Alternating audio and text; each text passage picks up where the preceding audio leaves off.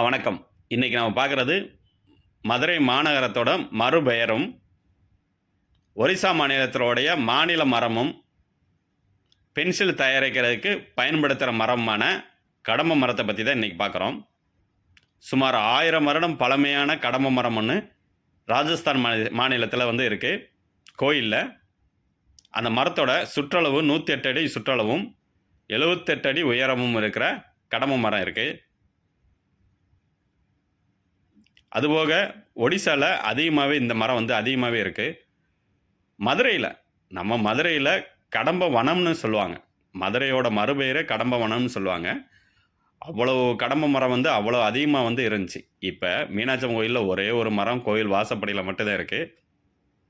இந்த மரம் எங்கெல்லாம் அதிகமாக விரிஞ்சிருக்குன்னா, தெற்காசிய நாடுகளில் அதிகமாக விரிஞ்சிருக்கு. Singapore, Malaysia, Bangladesh, Myanmar, Nepal, Ilangai, Philippines, Indonesia இங்கெல்லாம் அதிகமாக விரிஞ்சிருக்கு.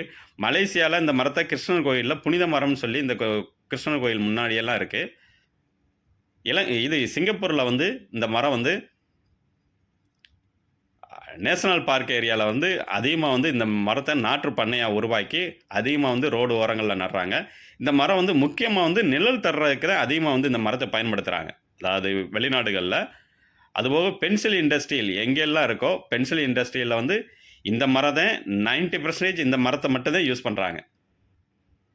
நடராஜ் இந்த மாதிரி பென்சில் கம்பெனி இருக்கிற இடத்துலலாம் இது எங்கெல்லாம் பிளைவுட் இண்டஸ்ட்ரி, அதே மாதிரி காகித கூழ் ரெடி பண்ணுறது, பேப்பர் மில் ரெடி பண்ணுறதுக்கெல்லாம் இந்த மரத்தை பயன்படுத்துகிறாங்க. இந்த மரம் மிக மிக மெருதுவானது. குமிழ் மரம் மாதிரி வேகமாக வளர்ச்சி வரும். சுமார் 8 வருடத்துலேயே வளர்ச்சி வெட்டிடலாம். 8 வருடத்துக்கு மேலே ஆச்சுன்னா அதனுடைய வளர்ச்சி மிக குன்றிடும்.